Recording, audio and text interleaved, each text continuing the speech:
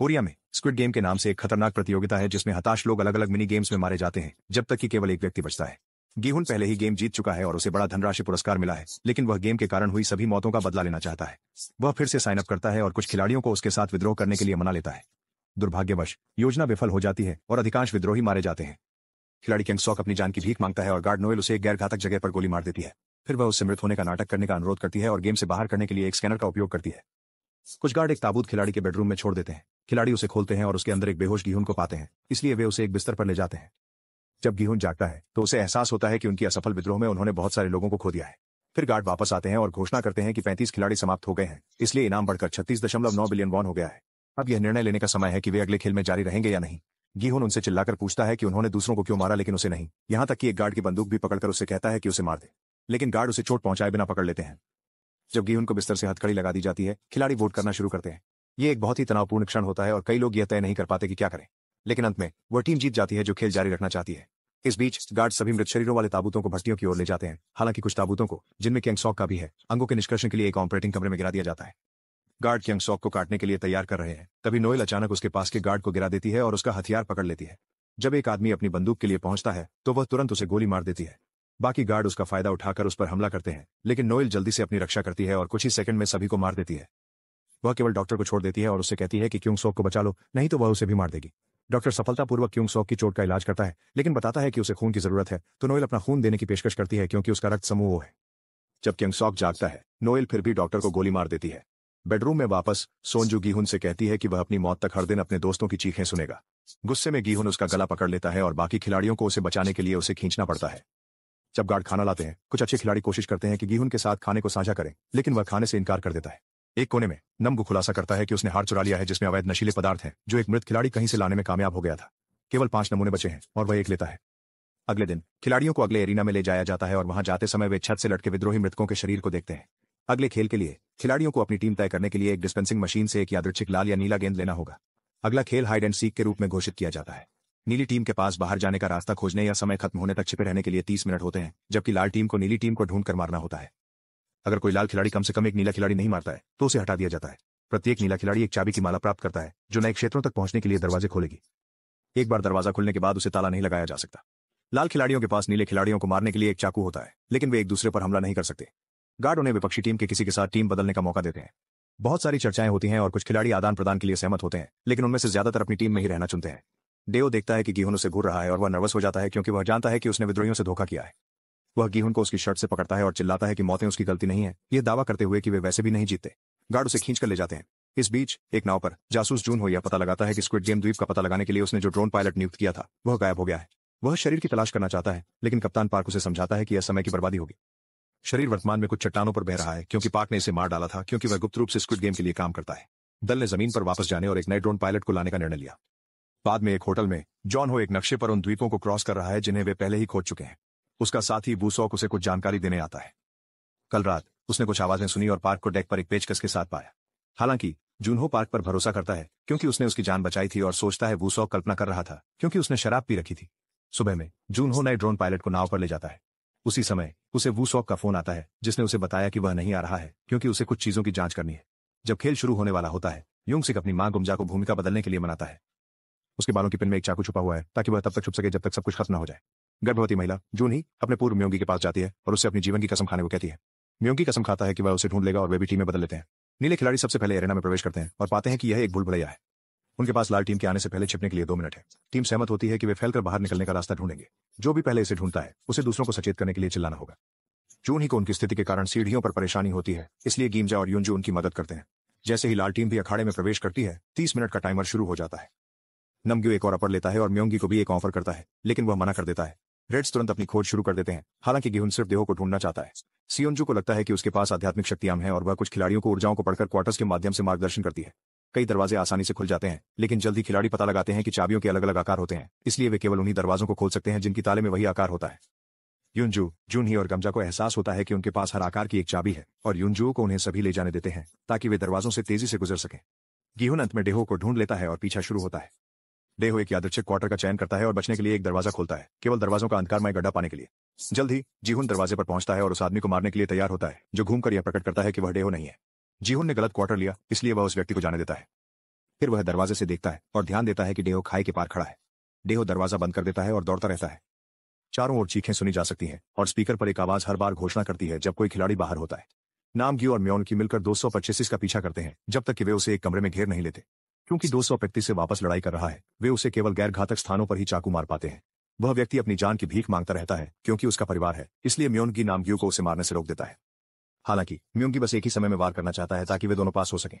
नामग्यू सहमत होता है और वे दोनों मिलकर उस आदमी को मार देते हैं। म्योनगी नीले खिलाड़ी की चाबी लेने के बाद वहां से निकल जाते हैं।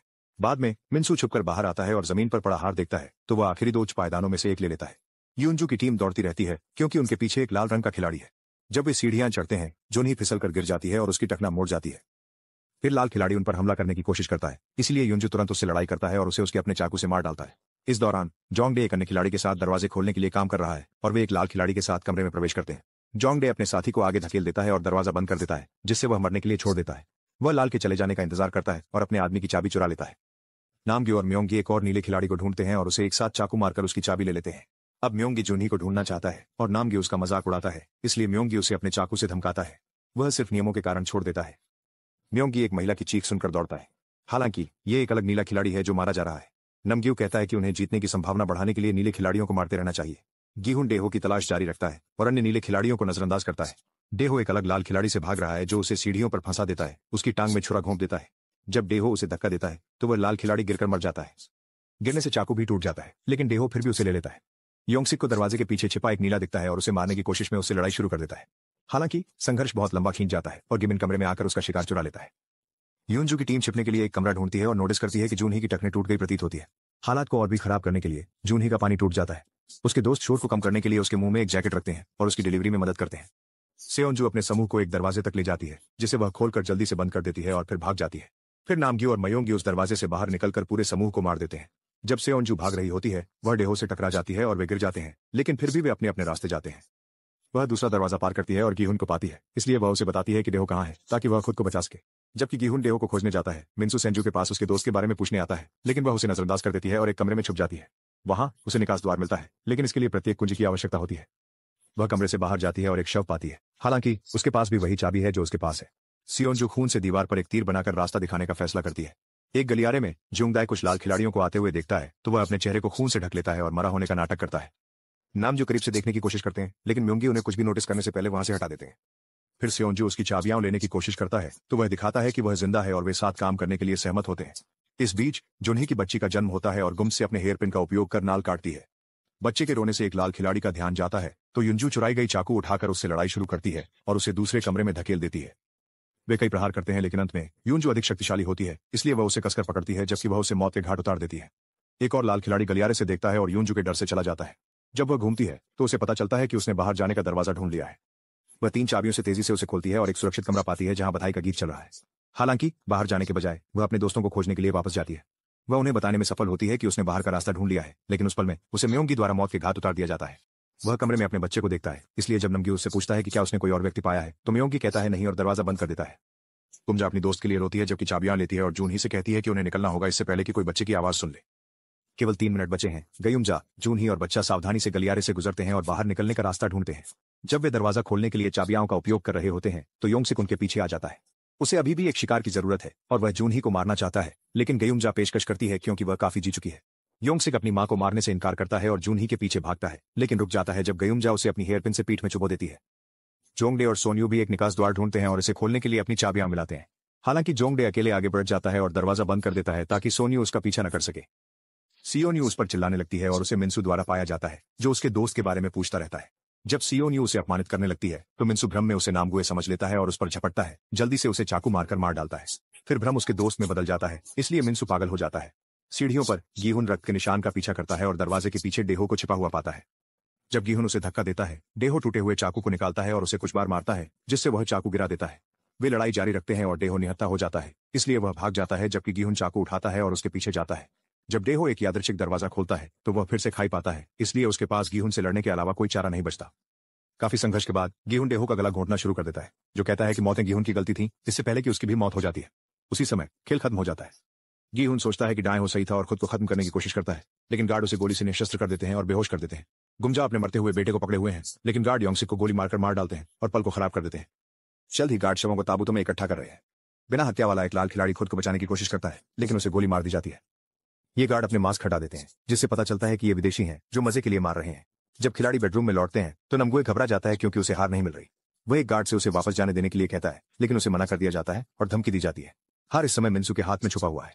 गीहू फिर से एक बिस्तर से हथकड़ी लगा हुआ है। रक्षकों ने परिणामों की घोषणा की। 110 खिलाड़ी मारे गए, 25 बचे हैं और पुरस्कार 41.1 बिलियन वॉन है। अब फिर से वोट करने का समय आ गया है। गीहुन वोट करने से इनकार करता है और गुमजा सभी से गेम को बंद करने के पक्ष में वोट करने की विनती करती है ताकि बच्चे की सुरक्षा हो सके। वह उन्हें अपना पैसा भी देने का प्रस्ताव करती है। हालांकि खिलाड़ी उसकी अनदेखी करते हैं और अधिकांश वोट गेम जारी रखने के पक्ष में जाते हैं, जिससे वह टूट जाती है। इस बीच विदेशी गार्ड्स इन्हो के साथ डिनर कर रहे हैं, जिसे फ्रंटमैन के नाम से भी जाना जाता है क्योंकि वही गेम का प्रभारी है। यह पता चलता है कि वे विदेशी वास्तव में वीआईपीएस हैं, जिसका मतलब है कि वे अमीर लोग हैं जिन्हें खिलाड़ियों पर दाम लगाने के लिए खेल में आमंत्रित किया जाता है। दरवाजे पर पहरेदार को एक कॉल प्राप्त होता है जिसमें बताया जाता है कि उन्होंने ऑपरेशन रूम से संपर्क खो दिया है और वह एक आदमी को जांचने के लिए भेजता है। ऑपरेशन रूम में नोनेल ने क्योंग सॉक को एक गार्ड की तरह तैयार कर दिया है। जैसे ही वे सीढ़ियां चढ़ते हैं, चोट के कारण उसे चलने में परेशानी होती है, लेकिन नोनेल उसे कहता है कि अगर वह जीवित रहना चाहता है तो उसे इसे सहन करना होगा। जब तक गार्ड ऑपरेशन रूम में प्रवेश करते हैं, उन्हें केवल शव मिलते हैं।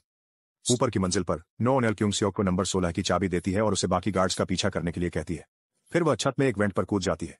क्योंग सॉक कमरे 16 तक पहुंच जाते हैं। ठीक उसी समय जब गार्ड मैनेजर कैमरों की जांच करता है, वह अपने आदमियों को रेडियो पर गायब गार्ड को ढूंढने के लिए कहता है। तभी नोनेल उसके पीछे प्रकट होती है। जब तक वह सहमत नहीं हो जाता, उसे गार्ड 16 के साथ गश्त पर रखने और उन्हें एक नाव दिलाने के लिए वह उसे धमकाती है। उस रात ग्यूमजा गीहुन को बताती है कि अतीत में उसे अपने बेटे को ओवरडोज से बचाना पड़ा था, लेकिन यहाँ वह उसकी हत्यारी बन गई। वह गीहुन पर विश्वास करती है और चाहती है कि वह बच्चे की रक्षा करे, लेकिन गीहुन कहता है कि वह ऐसा व्यक्ति नहीं है। नाव पर पायलट खोज जारी रखने के लिए ड्रोन भेजता है। वू सोकर जूनहो को फोन कर बताता है कि उसने सभी स्थानीय मछुआरों से पूछा, लेकिन किसी को पार्क के बारे में कुछ नहीं पता, या यहाँ तक कि वह कौन है, मानो वह अस्तित्व में ही नहीं है। पार्क ने उन्हें नाव नंबर 2 के कप्तान से भी मिलवाया था, लेकिन वू सोक उसके बारे में भी कुछ नहीं ढूंढ पाया। जूनहो वादा करता है कि वे पार्क पर नजर बनाए रखेंगे और फिर खोज पर लौट आएंगे। कुछ मिनटों बाद पार्क सुझाव देता है कि उन्हें वापस चलना चाहिए क्योंकि ज्वार आ रहा है। जूनहो कहता है कि उन्हें ड्रोन वापस लाना चाहिए, लेकिन तभी वह कुछ देखता है। वह समुद्र तट को पहचानता है और पार्क से कहता है कि उन्हें वहां ले जाए।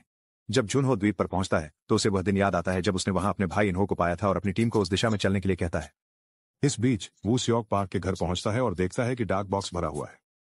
फिर वह दीवार के ऊपर कूद जाता है और एक खतरनाक कुत्ते को पाता है, लेकिन शुक्र है कि वह जंजीर से बंधा है। वू सोक दरवाजे का शीशा तोड़कर अंदर जाता है और जांच शुरू करता है। पार्क की एक तस्वीर है जिसके साथ वह व्यक्ति है जो खेल के लिए खिलाड़ियों की भर्ती करता है। तभी कुत्ता अंदर आ जाता है और उसे काटता है, इसलिए वू सोक को उसे गोली मारकर मारना पड़ता है। बाहर जाते समय वह कुत्ते के घर के पास कुछ नोटिस करता है और उसे हटाकर एक छुपा हुआ छेद खोलता है। यह पैसे और एक गार्ड की यूनिफॉर्म से भरा हुआ है। तभी पुलिस उसे गिरफ्तार करने आ जाती है। अगली सुबह गार्ड एक ताबूत लाते हैं ग्यूम्स के शरीर को उठाने के लिए। पता चलता है कि उसने रात में खुद को खत्म कर लिया। यह देखकर जूनी का मानसिक संतुलन बिगड़ जाता है। नोनेल को उसके नाश्ते में छुपाई हुई एक नाव की चाबी मिलती है। उसी समय गार्ड मैनेजर एक व्यक्ति को ऑपरेटिंग रूम की फिर से तलाशी लेने के लिए भेजता है। गार्ड टेबल पर पड़े शरीर को स्कैनर से दोबारा जांचता है और समझता है कि यह खिलाड़ी नहीं है। यह डॉक्टर है जो खिलाड़ी के कपड़े पहने हुए हैं। इसका मतलब है कि गार्ड 16 खिलाड़ी है। खिलाड़ियों को बताया जाता है कि अगला खेल शुरू होने वाला है और जूनही बच्चे को बिस्तर पर छोड़ने का सोचती है, लेकिन वह उसे साथ ले जाती है। वह अपने टूटी टखने की वजह से बहुत धीरे चल रही है, इसलिए गीहुन बच्चे को उठाने की पेशकश करता है। वीआईपी कमरे में विदेशी इन्हों से बच्चे को खेल में जोड़ने के लिए कहते हैं। अगले एरेना में खिलाड़ियों को एक रस्सी से जुड़ी 2 विशाल गुड़िया और एक संकरी पुलिया मिलती है। खेल रस्सी कूद है और इसे पूरा करने के लिए उनके पास 20 मिनट है। खिलाड़ियों को झूलती हुई रस्सी के साथ पुल पार करना होगा और यदि वे गिरते हैं तो वे पुल के चारों ओर की खाई में मर जाएंगे। गीहुन जूनहे से कहता है कि बच्चे को वहीं छोड़ दे और जब वे समाप्त कर लें तो उसे ले लें, लेकिन गार्ड उन्हें सूचित करता है कि बच्चा भी एक खिलाड़ी है और उसे भी खेल पूरा करना होगा। चूंकि उसके टखने में बहुत सूजन है, जूनहे गीहुन से बच्चे को अपने साथ ले जाने के लिए कहती है। मिन्सू नोटिस करता है कि नामगू छुड़ाने की प्रक्रिया से गुजर रहा है और उसे दिखाता है कि उसके पास हार है, जिसे वह पुल पर फेंक देता है। नामगू ने चलना शुरू किया और सफलतापूर्वक रस्सी को पार किया जब तक कि वह हार तक नहीं पहुंच गया। जब वह उसे खोलता है तो उसे खाली पाता है और यह ध्यान भंग हो जाने से रस्सी उसे पुल से फेंक देती है। मिन्सू शरीर को खून बहते हुए देखता है जबकि वह अंतिम ऊपरी को छिपा देता है। इसके बाद गीहुन बच्चे को अपनी जैकेट में लपेटता है, जिसे वह अपने शरीर से बांध लेता है और आगे जाने के लिए स्वयं सेवा करता है। गीहुन जितना तेज हो सके रस्सी पर कूदता है और पुल में एक अंतर देखता है, जिसे वह सफलतापूर्वक पार कर लेता है। वह लगभग गिर जाता है, लेकिन समय रहते अपना संतुलन वापस पा लेता है। फिर वह आगे बढ़ता रहता है और अंततः दूसरी तरफ पहुंच जाता है। गीहुन वापस जाकर जूनही की मदद करना चाहता है, लेकिन पुल पर पहले ही अन्य खिलाड़ी मौजूद है। खिलाड़ी नंबर 96 पुल के दूसरी तरफ पहुंचता है और उसके पीछे वाले आदमी को धक्का देता है। वह सभी आने वाले लोगों को धक्का देने की योजना बनाता है ताकि केवल वह और गीहुन बचे। जब 96 एक और आदमी को धक्का देता है, पुल पर कुछ खिलाड़ी भी रस्सी से धक्का खा जाते हैं। जियोंग दाई अब लाइन में अगला है और बातचीत करने की कोशिश कर रहा है, जिससे अन्य लोग पीछे हो रहे हैं। वे थकने लगे हैं और 2 आदमी मर जाते हैं गिरकर। 349 लौटना चाहती है और उसके पीछे वाले व्यक्ति पर चिल्लाती है, जिससे वह भी गिर जाता है। फिर वह शुरुआत में लौटती है, उसके लिए जीमिन उसे धक्का देता है। घबराकर मिन्सू आखिरी अप पर लेता है। गीहुन नानचेस को धमकी देता है कि वह उसे पुल साफ करने के लिए मार डालेगा, इसलिए अब ज्योंगडे और सुंगवॉन अंत तक पहुंच जाते हैं। केवल 7 मिनट शेष रह जाने पर रस्सी तेजी से चलने लगती है। मयोंगी जुनही की मदद करने का प्रस्ताव देता है, लेकिन वह इनकार कर देती है और उससे पूछती है कि उसने ह्यूनजू को क्यों मारा जब वह उसकी मदद कर रही थी। वह समझाता है कि उसे पता नहीं था कि ह्यूनजू एक सहयोगी थी और वह सिर्फ जॉनी की रक्षा करना चाहता था, जैसा कि उसने वादा किया था। जब म्योंगी कहता है कि वह एक परिवार के रूप में नई जिंदगी शुरू करना चाहता है, जूनही जवाब देती है कि बच्चा उसका है और वह चाहती है कि उसकी बेटी का उससे जैसे गंदे व्यक्ति से कोई लेना देना न हो। म्योंगी उसे पीछे छोड़ने का फैसला करता है। अचानक 96 जीहुन को जमीन पर गिरा देता है और वे लड़ाई शुरू कर देते हैं, जिससे पुल ब्लॉक हो जाता है और अधिक खिलाड़ी गिर जाते हैं। फिर 96 गिहुन का गला घोंटने लगता है, लेकिन गिहुन अपना अंगूठा 96 की आंख में डाल देता है और उसे पुल पर भेज देता है। रस्सी तुरंत 96 को उसकी मौत की ओर खींच ले जाती है। जबकि कुछ और खिलाड़ी अंत तक पहुंचते हैं, मिन्सू उस खाई के पास फंस जाता है क्योंकि उसे भ्रम होने लगता है। शुक्र है गिहुन को उसे बुलाते हुए देखकर वह अंत तक पहुंच जाता है। एक आदमी अंतराल पर फिसल कर गिर जाता है। वह किसी तरह से पकड़ बना लेता है, लेकिन मदद करने के बजाय म्योंगी उसके ऊपर से कूदकर अंत तक पहुंच जाता है। खिलाड़ी गिर जाता है, जबकि गिहुन देखता है कि केवल 1 मिनट बचा है और एकमात्र बचा हुआ खिलाड़ी जुनही है। वह उसकी मदद करना चाहता है, लेकिन जुनही उसे अपना बच्चा संभालने के लिए रुकने को कहती है। फिर वह खुद को हटा लेती है, खेल समाप्त कर देती है। जब खिलाड़ी बेडरूम में लौटते हैं तो वीआईपी उस बच्चे के बारे में चर्चा करते हैं। इन्हों प्रस्ताव रखता है कि बच्चे को जूनही के नंबर के साथ खेलना चाहिए और समूह सहमत हो जाता है। फिर गार्ड्स खिलाड़ियों को बताते हैं कि 9 खिलाड़ी बचे हैं और जब सभी संख्या पर विरोध करते हैं तो वे समझाते हैं कि बच्चा 9वां खिलाड़ी है और उसे भी पैसे का हिस्सा मिलता है। गुस्साए खिलाड़ी गिहुन से बच्चे को छोड़ने की कोशिश करते हैं, लेकिन गार्ड्स चेतावनी के रूप में गोली चलाते हैं और कहते हैं कि खिलाड़ियों के बीच शारीरिक हिंसा अब अनुमति नहीं है। अंत में फाइनल में पहुंचने के लिए सभी को एक उपहार मिलता है। इस बीच सभी गार्ड को गश्त पर भेजने से पहले स्कैन किया जाता है। जब क्योंग सुक और नो ओनेल गुजरते हैं तो प्रबंधक उनके पीछे आदमी भेजता है। यह जोड़ी सुविधा छोड़कर नाव की तलाश शुरू करती है। पुलिस स्टेशन में वूसोक से पूछताछ की जा रही है। वह पुलिस को स्क्विड गेम के बारे में बताने की कोशिश करता है और गार्ड यूनिफॉर्म सबूत के रूप में पेश करता है, लेकिन वे उस पर विश्वास नहीं करते। पार्क के पास केवल जुए का एक जुर्माना है, जबकि वूसोक का लंबा आपराधिक इतिहास है। नाव पर जूनहो उस द्वीप की ओर इशारा करता है जिसके चारों ओर उसने अपने भाई से मुलाकात की थी और कहता है कि उन्हें अगले की खोज करनी चाहिए। हालांकि पार्क उसे एक अलग दिशा में भेजता है, यह दावा करते हुए कि यह क्षेत्र धाराओं और समुद्र तटरक्षक द्वारा सुरक्षित है। उसी समय पुलिस पार्क को घटना के बारे में सूचित करती है।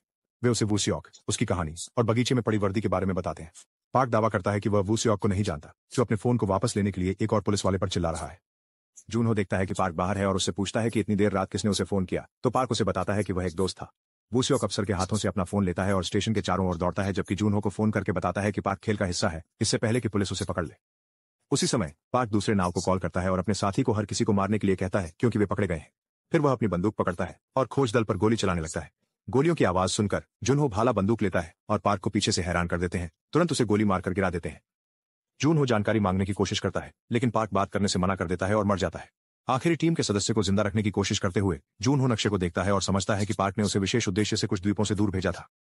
कुछ ही क्षणों बाद खिलाड़ियों ने गिफ्ट बॉक्स से मिले शानदार सूट पहन लिए हैं और उन्हें एक डाइनिंग रूम में ले जाया जाता है, जहां पैसे के साथ बड़ा सुअर रखा गया है। अपने कमरों में उन्हें जो छोटे सूखे भोजन मिलते थे, उनके विपरीत अब वे जितना चाहें उतना खा और पी सकते हैं। एक गार्ड यहां तक कि बच्चे को बोतल से दूध पिलाता है। फिर एक गार्ड घोषणा करता है कि उन्हें सामान्य मतदान करना होगा, लेकिन पहले वह अंतिम खेल के बारे में एक संकेत देता है। कहा जाता है कि खिलाड़ी यह चुनने में सक्षम होंगे कि कौन बाहर होगा। यदि वे 3 खिलाड़ियों को मारने पर सहमत हो जाते हैं तो बाकी बच जाएंगे। न्यूनतम 3 है, लेकिन वे और भी अधिक को मार सकते हैं यदि वे चाहें। इस विचार से उत्साहित होकर गिहुन और मिन्सू को छोड़कर सभी लोग खेल को जारी रखने के लिए वोट देते हैं। जल्द ही इन्हों को एक कॉल प्राप्त होती है जिसमें उसे चेतावनी मिलती है कि पार्क मर चुका है। क्योंकि सियोक और नो ओनेल नाव पर भाग रहे होते हैं जब उन्हें गार्ड मैनेजर से कॉल आता है, जो धमकी देता है कि अगर वे वापस नहीं आते तो वह अस्पताल में क्योंग सियोक की बेटी को मार देगा। नो ओनेल के पास नाव घुमाने के अलावा कोई चारा नहीं है। हालांकि वह अकेली ही वापस सुविधा स्थल पर लौटती है और क्योंग सियोक को नाव के साथ जाने देती है। फिर वह चट्टान पर चढ़कर एक वेंट तक पहुंचती है, इसलिए वह पंखे को रोकने के लिए उस पर गोली चलाती है और फिर अंदर जाती है। खिलाड़ियों की ओर लौटते हुए जोआंग ने बाकी 5 खिलाड़ियों को एक समझौता करने के लिए राजी करता है। वे गिहुन, मिन्सू और बच्चे को खत्म करने के लिए वोट करेंगे। इस तरह उन्हें प्रत्येक को 7.6 अरब मिलेंगे। बाद में जब बाकी सब सो रहे होते हैं, गिहुन को निजी मंजिल पर इन्हो से मिलने के लिए ले जाया जाता है, जो दावा करता है कि वह बच्चे की मदद करना चाहता है। गिहुन उस पर विश्वास नहीं करता तो इन्हो उसे एक चाकू देता है और कहता है कि अगर कोई उसे या बच्चे को नुकसान पहुंचाने की कोशिश करे तो उसे मार डालो। गिहुन अभी भी उलझन में है, तभी इन्हो अपना मास्क उतार देता है। गिहुन उसकी पहचान कर भड़क जाता है, जो उसके एक दोस्त को खेल में मार चुका था, और चाकू पकड़ लेता है, लेकिन इन्हो यह इंगित करता है कि अगर उसे अभी मारा गया तो उसकी जगह कोई और बुरा ले लेगा और बच्चा जिंदा नहीं रहेगा। इन्हो गिहुन को सलाह देता है कि वह बाकी सबको मार दे जब वे सो रहे हों, ताकि वह और बच्चा जीत सके। जब गिहुन बाहर निकल रहा होता है, इन्हो उससे पूछता है कि क्या उसे अब भी लोगों पर विश्वास है, लेकिन गिहुन जवाब नहीं देता। कुछ सेकंड बाद इन्हो देखता है कि गिहुन सो रहे खिलाड़ियों के पास चाकू लेकर जा रहा है और उसे याद आता है जब उसने खेल खेला था, क्योंकि उसे भी वही प्रस्ताव मिला था। उस समय इन्होंने अपने सभी प्रतिद्वंद्वियों को मार डाला था। हालांकि अब गिहुन खुद को ऐसा करने के लिए तैयार नहीं कर पा रहा है। इसके बजाय वह कल्पना करता है कि एक मृत दोस्त उसके साथ है, उसे याद दिलाते हुए कि वह एक अच्छा व्यक्ति है। इसी बीच जूनहो को इन्हो से एक कॉल आता है, जो उससे कहता है कि वह खोज बंद कर दे, नहीं तो उसे मारना पड़ेगा। जूनहो उसे नजरअंदाज कर देता है और नाव चलाता रहता है। वेंट्स में नो ऑन एल रेंगते हुए एक निजी कमरे तक पहुंचती है और फर्नीचर के पीछे छिप जाती है। जब गार्ड मैनेजर बाथरूम से बाहर आता है तो वह उसे धमकी देती है कि अगर वह क्योंग सॉक का रिकॉर्ड नहीं मिटाता तो वह उसे मार देगी। वह आदमी ऐसा करता है, लेकिन इससे पहले कि वह उसे गोली मार सके वह बताता है कि मुख्य कार्यालय में प्रतियां मौजूद हैं जिन तक केवल वह और नेता पहुंच सकते हैं। नो ऑन एल उसे उस कार्यालय में जाने के लिए लिफ्ट में चढ़ा देती है, लेकिन जब दरवाजे बंद होते हैं तो वह उस पर हमला कर देता है। कुछ वार के बाद वे लिफ्ट से बाहर निकलते हैं और लड़ाई जारी रखते हैं, जिससे वे अंत में एक कमरे में पहुंचते हैं। आदमी चाकू निकालता है, लेकिन नो ऑन एल अपना बचाव करती है और वह अंत में उसे सिर पर बोतल से मारकर गिरा देता है। फिर वह उसे बगल में छुरा घोंप देता है। उसी समय उसे एक कॉल आता है जो बताता है कि खेल शुरू होने वाला है, इसलिए वह अपने आदमियों से कहता है कि उसके बिना शुरू करें। जब वह खेल देखने के लिए टीवी चालू करता है, नो ऑन एल छिपकर दूर जाने की कोशिश करती है, क्योंकि वह आदमी उसे चढ़ाता रहता है। उसे लिफ्ट तक पहुंचने और अपनी बंदूक लेने का समय मिल जाता है, जिसका उपयोग वह उसे मारने के लिए करती है। खिलाड़ियां अंतिम खेल के लिए अगले एरिना में ले जाए जाते हैं। वहां 3 बहुत ऊंचे स्तंभ हैं जिन पर एक लिफ्ट उन्हें शीर्ष पर ले जाती है। इसे स्काई स्क्विड गेम कहा जाता है और इसमें 3 राउंड होंगे। प्रत्येक स्तंभ पर उन्हें किसी को मारने के लिए चुनना होगा और उसे समूह के रूप में धक्का देना होगा। यदि वे इसे समय सीमा के भीतर नहीं करते तो सभी खिलाड़ी समाप्त कर दिए जाएंगे। समूह गीहुन और बच्चे की ओर चलना शुरू करता है, लेकिन मिन्सू मृत खिलाड़ी की छलावे से विचलित हो जाता है जो स्तंभ के किनारे लटका हुआ है। आदमी उसे और ऊपर देने का वादा करता है, लेकिन जब मिन्सू उसे पकड़ने की कोशिश करता है, भ्रमण नामगी में बदल जाता है जो मिन्सू की टांग पकड़ने की कोशिश कर रहा है। जल्द ही दोनों भ्रमण एक साथ दिखाई देते हैं और मिन्सू उन्हें लात मारकर गायब कर देता है। फिर एक आवाज घोषणा करती है कि खिलाड़ियों को आधिकारिक रूप से राउंड शुरू करने के लिए एक बटन दबाना होगा। जब वे ऐसा करते हैं तो एक घड़ी 15 मिनट की उलटी गिनती शुरू कर देती है। अधिकांश खिलाड़ी पहले बच्चे को मारना चाहते हैं, लेकिन म्योंगी सोचते हैं कि उन्हें गीहुन को मारना चाहिए क्योंकि वह बच्चे को नहीं छोड़ेगा और वे साथ गिर जाएंगे। इसके बजाय म्योंगी सोचते हैं कि उन्हें सबसे पहले मिन्सू को मारना चाहिए क्योंकि उनकी वापसी उन्हें जोखिम बना रही है। पुरुष वोट करते हैं और सहमत होते हैं कि मिन्सू को पहले जाना चाहिए, लेकिन कोई भी उसे धक्का देने की हिम्मत नहीं करता। समय खत्म होने वाला है, इसलिए म्योंगी खंबे की छड़ी पकड़ता है और मिन्सू को धक्का देने के लिए उसका उपयोग करता है, जो मरने से पहले अपनी मरी हुई प्रेमिका को देखने की सोचता है। इस बीच गार्ड नाव पर क्यांग सॉक की तलाश कर रहे हैं। जैसे ही वे उसे देखते हैं वे गोलीबारी शुरू कर देते हैं और उसके इंजन को नुकसान पहुंचाते हैं। क्यांग सॉक जवाबी फायर करता है, लेकिन बुलेट्स खत्म होने से पहले केवल एक गार्ड को मारता है। बचे हुए गार्ड क्यांग सॉक के करीब पहुंचते हैं, लेकिन जब वे उसे मारने वाले होते हैं तो कोई और उन्हें पहले मार देता है। यह पता चलता है कि यह जुनहो और उसके साथी हैं। क्यांग सॉक बताता है कि वह सिर्फ एक गार्ड की तरह कपड़े पहने हुए एक पीड़ित है और उन्हें सही द्वीप कैसे ढूंढना है यह समझाता है। ऑफिस में नो ऑन एल कमरे खोजती है और पिछले गेम मास्टर्स के मास्क पाती है। वह एक बंद दरवाजा तोड़ती है और कुछ भयानक सीढ़ियां पाती है जो उसे एक और ताले की ओर ले जाती है। इसे शूट करने के बाद वह सभी हार्ड कॉपी आर्काइव में पाती है और क्यांग सॉक की फाइल ढूंढने लगती है। जब वह उसे ढूंढ लेती है तो वह कमरे में चारों ओर शराब डाल देती है और उसे आग लगा देती है। जब वह जाने वाली होती है तो वह कुछ बंधनों को देखती है जिनका नाम सूचियान होता है। वह देखती है और अपनी खुद की फाइल पाती है जिसमें उसके परिवार की तस्वीर है, केवल यह जानकर कि उन्हें उत्तर कोरिया में मारा गया था। इससे उसे मानसिक टूटन होती है। खेल में वापस एक पुल दिखाई देता है ताकि खिलाड़ी अगले स्तंभ तक जा सके।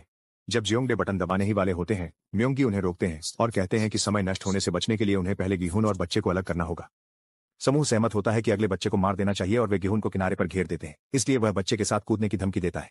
अगर वे दोनों मर जाते हैं तो अगले दौर में उन्हें अपने समूह में से किसी को वोट करना होगा। जीवन कहता है कि उसे परवाह नहीं है और बटन दबा देता है, जबकि 353 से कहता है कि दोनों जीहुन और बच्चे को मार दे। हालांकि 353 ऐसा करने की हिम्मत नहीं करता क्योंकि उसे डर है कि वह अगला लक्ष्य होगा। बहस होती है, इसलिए म्योंगी पत्थर कागज कैंची खेलने का प्रस्ताव करता है। सियोंगवॉन हार जाता है, इसलिए उसे बच्चे को लाना होगा। लोग अपनी सारी जैकेट्स को एक साथ बांधकर सियोंगवॉन की कमर पर बांध देते हैं ताकि यदि जरूरत पड़ी तो उसे खींच सकें। वे गीहुन से कहते हैं कि उन्होंने अगली मौतों का निर्णय लॉटरी से करने का निश्चय किया है और गीहुन इस योजना को उचित मानकर सहमत हो जाता है, लेकिन वह हिलने से इनकार कर देता है क्योंकि उसे पता चल जाता है कि यह एक फंदा है। फिर सियोंगवॉन आगे बढ़ता है और गीहुन को पकड़ लेता है, जो अपनी चाकू निकाल लेता है। अन्य लोग जैकेटों को खींचकर उन्हें अंदर लाने की कोशिश करते हैं, लेकिन गीहुन एक आस्तीन काट देता है और सभी पीछे गिर जाते हैं। चाकू देखकर सेयोंगवॉन पीछे हट जाता है और अपनी जान की भीख मांगता है। अचानक मयोंगी गीहुन से कहता है कि वह हट जाए और खंभे से सेयोंगवॉन को धक्का देता है। मयोंगी गीहुन से कहता है कि वह भी बच्चे को बचाना चाहता है क्योंकि वह उसकी बेटी है। अन्य खिलाड़ी 29 को मारना शुरू कर देते हैं और यहां तक कि उसकी टांगें भी तोड़ देते हैं ताकि अगले राउंड के लिए एक सरल शिकार हो सके। गीहुन उन्हें चाकू से धमकाकर पीछे हटने पर मजबूर करता है, कहता है कि वे ड्रॉ के जरिए फैसला करेंगे ताकि यह निष्पक्ष हो और बच्चे को इससे बाहर रखा जाए। जीमिन गीहुन पर कूदकर चाकू छीनने की कोशिश करता है, जबकि मयोंगी को पोल के लिए 353 से लड़ना पड़ता है। जब गिमिन चाकू चुराने में कामयाब हो जाता है, गीहन हार नहीं मानता और लड़ाई जारी रखता है जब तक कि वह हथियार वापस नहीं ले लेता और गिमिन को मारने के लिए उसे चाकू मार देता है। मयोंगी तब तक 335 की पकड़ से जूझता रहता है जब तक वह उसे स्तंभ से धक्का नहीं दे देता। एक हताश जोंगडे अपनी जान के लिए मोलभाव करने की कोशिश करता है, लेकिन मयोंगी उसे भी धक्का दे देता है। राउंड समाप्त हो जाती है, लेकिन 309 अभी भी किनारे की ओर रेंग रहा है। कहता है कि वह अगला शिकार नहीं बनना चाहता। मयोंगी उसे समझाने की कोशिश करता है, फिर भी 309 कूद जाता है। अब सिर्फ मयोंगी, गीहुन और बच्चा अंतिम राउंड के लिए बचे हैं। पुल प्रकट होता है और मयोंगी अगले खंभे की तरफ चला जाता है। हालांकि फिर वह खंभे को पकड़कर पुल को रोक लेता है और गीहुन से कहता है कि उसे बच्चा दे दो। गीहुन इशारा करता है कि अगर वह ऐसा करता है तो मयोंगी को अंतिम राउंड के लिए खुद और बच्चे में से चुनना होगा, और मयोंगी कहता है कि उसे पता है। गेम की आवाज घोषणा करती है कि जीहुन के पास अगले स्तंभ तक पहुंचने के लिए 5 मिनट है, तो वह आगे बढ़ता है और मयोंगी भी वही करता है, जिसका मतलब है कि यदि वे नहीं बढ़ते तो सभी हार जाएंगे। नौका में जून हो क्योंगसॉक को अपने साथी के साथ छोड़ देता है और उन्हें तटरक्षक का इंतजार करने के लिए कहता है, जिसे उसने पहले ही फोन किया है और सब कुछ बता दिया है। इस बीच वह द्वीप तक पहुंचने के लिए गोताखोरी उपकरण का उपयोग करेगा। उसी समय सुरक्षा द्वारा इन्हो को बताया जाता है कि रडार पर एक नाव है।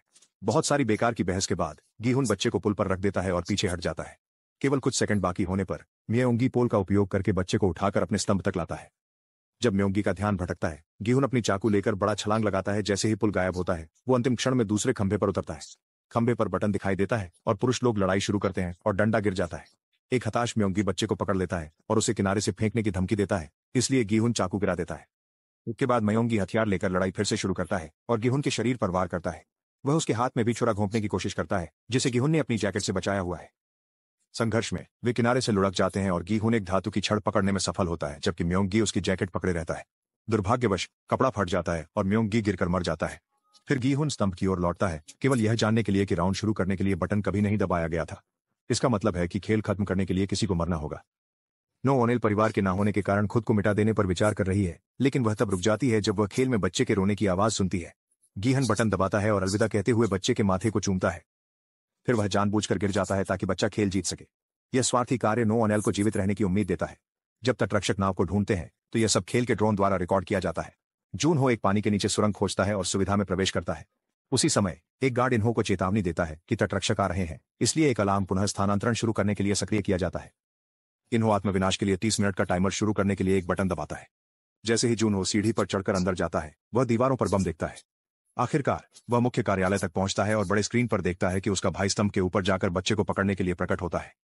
जून हो स्क्रीन पर गोली चलाता है और उसके पीछे के दरवाजे को प्रकट करता है, जो उसे अब खाली वीआईपी कमरे तक पहुंच प्रदान करता है। वह खिड़की तोड़ता है और इन्हो को गोली मारने के लिए तैयार हो जाता है, लेकिन बच्चे के कारण वह ऐसा नहीं कर पाता। इससे इन्हो को भागने का मौका मिल जाता है। गाड़ियां और हेलीकॉप्टर द्वीप छोड़ रहे हैं और नो ओनेल अन्य गार्ड की तरह दिखावा करके उनके साथ भागने में कामयाब हो जाता है। जून हो उसी सुरंग के माध्यम से द्वीप छोड़ता है और सुविधा के विस्फोट होने से ठीक पहले समुद्र में पहुंचता है। इस बीच एक रहस्यमयी व्यक्ति एक मोटल में जाता है गीहुन की चीजें लेने के लिए, जिसमें उसका सारा पैसा शामिल है। 6 महीने बाद नो ओनेल उस पार्क में जाती है जहां क्योंगसॉक काम करता है और उससे एक पोर्ट्रेट बनाने के लिए कहती है। उसे लगता है कि वह जानी पहचानी लगती है, तो वह बताती है कि वह भी वहां काम करती थी। उसकी बेटी उसके साथ है क्योंकि वह सबकी मदद से इलाज के बाद ठीक हो गई है। बाद में नो ओनेल अपनी कार में जाती है और उस निजी जासूस का फोन आता है जिसे उसने अपने परिवार को खोजने के लिए रखा था। वह दावा करता है कि उसकी बेटी को चीन में देखा गया था, लेकिन पुष्टि नहीं हुई है। नो ओनेल फिर भी चीन उड़ने का फैसला करती है। इस बीच जुनहो वूसियोक को जेल से बाहर निकालता है और बताता है कि उसने फोर्स छोड़ दी है। वूसियोक साथ मिलकर नया व्यवसाय शुरू करना चाहता है और इसके लिए गीहुन के पैसे का उपयोग करना चाहता है, लेकिन जुनहो ने पहले ही जांच कर ली है और सारे पैसे खत्म हो चुके हैं। बाद में जब जुनहो घर पहुंचता है, वह यह देखकर हैरान रह जाता है कि बच्ची अभी भी अपनी मां की गेम जैकेट पहने हुए है। एक काले लिफाफे में एक कार्ड है जिस पर लिखा है कि लड़की जीत गई और एक क्रेडिट कार्ड है जिस पर उसका नाम लिखा है ताकि पुरस्कार तक पहुंच सके। जुनहो एटीएम पर जाता है कार्ड को सक्रिय करने के लिए और अपना पासवर्ड जुन ही चुनता है। स्क्रीन पुष्टि करती है कि सारी रकम वहां है। इस बीच वूसियोक और उसका दोस्त गीहुन के छोड़े हुए मोटल में जाते हैं और घोषणा करते हैं कि अब से वे इसका प्रबंधन करेंगे। लॉस एंजलिस में इन्हो गीहुन की बेटी से मिलने जाते हैं और उसे एक बॉक्स देते हैं। कहते हैं कि उसके पिता ने यह बॉक्स अपनी मृत्यु से पहले भेजा था। लड़की ये खबर सुनकर हैरान हो जाती है और बॉक्स खोलती है, जिसमें गीहुन की गेम जैकेट और उसके नाम की क्रेडिट कार्ड वाला एक लिफाफा होता है। सड़क पर इन्हो अपनी कार रोकते हैं जब वे देखते हैं कि नया गेम भर्ती करता एक आदमी के साथ गेम खेल रहा है। वह उसे देखकर सिर हिलाती है और फिर अपने काम पर लौट जाती है। ऐसे और वीडियो देखने के लिए सब्सक्राइब करें और नोटिफिकेशन चालू करें। देखने के लिए धन्यवाद।